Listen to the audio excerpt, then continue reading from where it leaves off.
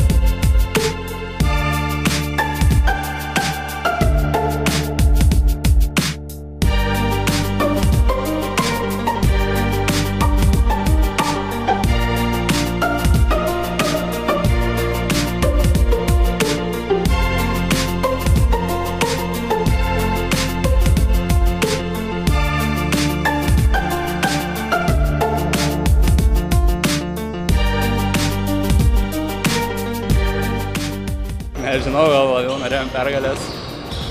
Antroji pusė viškis susėmėm. Nežinau. Nekrito šiandien metimai, bet vis tiek kažkaip susėmėm ir laimėjom. Nepaėjo kažkaip viškį, nepasisekė. Būčiau metęs būtų kitaip, bet gerai, kad gerai viskas baigės. Komandai bronzos medaliai labai gerai. Normaliai, praeitais metais irgi bronza buvo. Gerai, nenusileidom žemiau. Nežinau, gal pavargom vis tiek visus metus. Treniruotės mažai, kas lankė, nedaug žmonių susirinkdavo.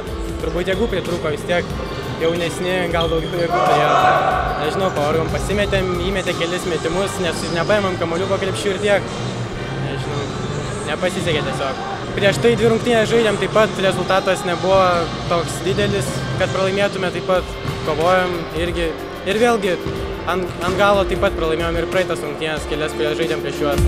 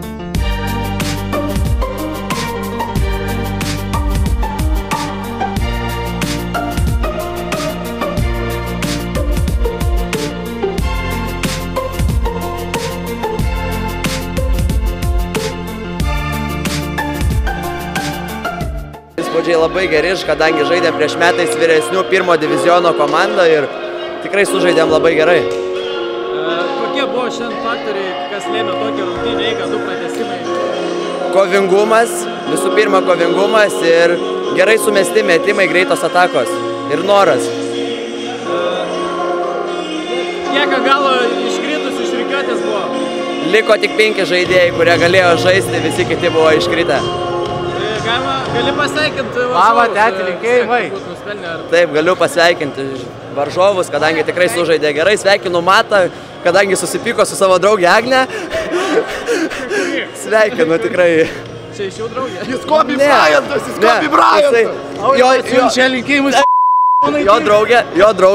Jo draugė nuviliojo. Nežinau, finale nėra favoritų, finale kovoja stipriausios komandos, tai visi yra lygos finale. Nejautėt spaudimo kažkokio vidinio iš savęs, kad reikia laimėti? Ne, nežinau, manau, jaunimas labiau jautė. Daugiau turėjom šį sezoną tokių lemiamų varžybų, tai kažkaip ir ta lyga nebuvo tokia svarbi šita. Sunkios varžybos viskas, nuovargis, kojų tai nebejaučiau. Aš žaidžiau, nieko nebegalėjau. Tai rytoj Lampėdžius atsipūst. Rytoj varžybos turbūt mums.